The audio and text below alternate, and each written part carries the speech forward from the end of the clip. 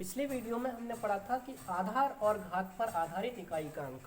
तो कुछ हमने पहले समझ लिए थे, 1, 2, 4, 5, 6 और 9, इनके आधार पर कितनी भी घात लगी हो तो वो हमने समझ लिया था कि उसका इकाई का अंक कैसे निकालेंगे। अब कुछ और संख्याएं रह गई हैं हमारी, 2, 3, 7 और 8। इनके इकाई के अंक कैसे निकालेंगे अगर इन पे घात लगी हो।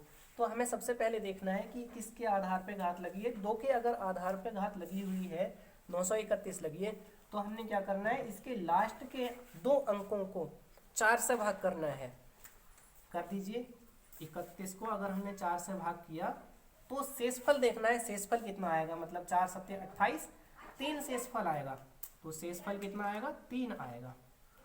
हमें क्या करना है, इस 2 पे 3 घात लगा देनी है। और 2 पे 3 घात जब हम लगाएंगे तो ये कुछ इस तरह से हो जाएगा, 2 गुणा 2 गुणा 2, तो 2 ये 8 हो जाएगा। तो इकाई का अंक क्या हो जाएगा, 8 हो जाएगा।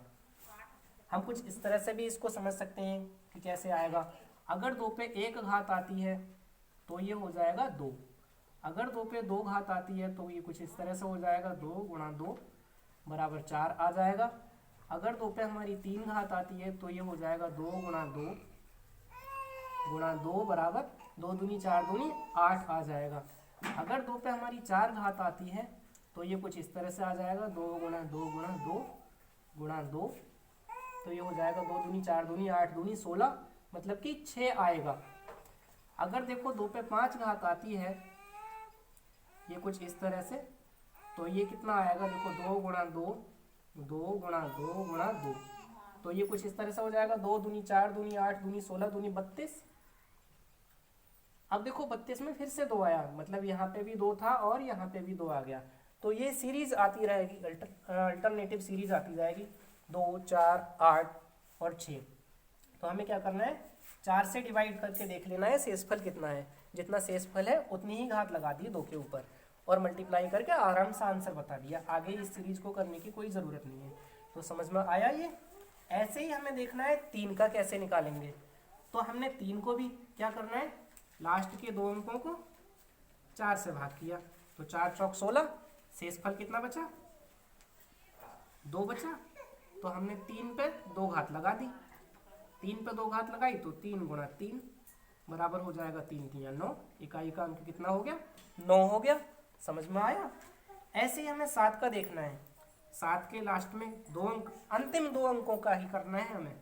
तो ये है 54, 54 को भी 4 से भाग कर दिया, तो ये हो जाएगा, देखो 4 एकम 4, मतलब 1 बचा, 14 हो गए, 4 3 12, मतलब शेषफल कितने बच रहे हैं इसमें, 2 बच रहे हैं।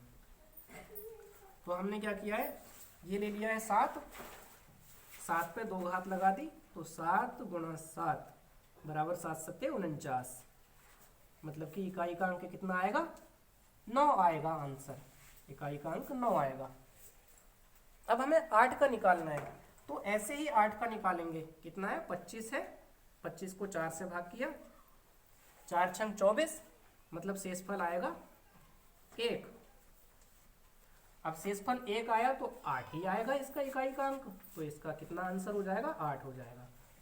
तो मैं उम्मीद करता हूँ कि आपको समझ में आया होगा। ठीक है, तो इसके आगे की जो और कॉन्सेप्ट हैं वो कल बताएंगे, अगले वीडियो में बताएंगे, सॉरी।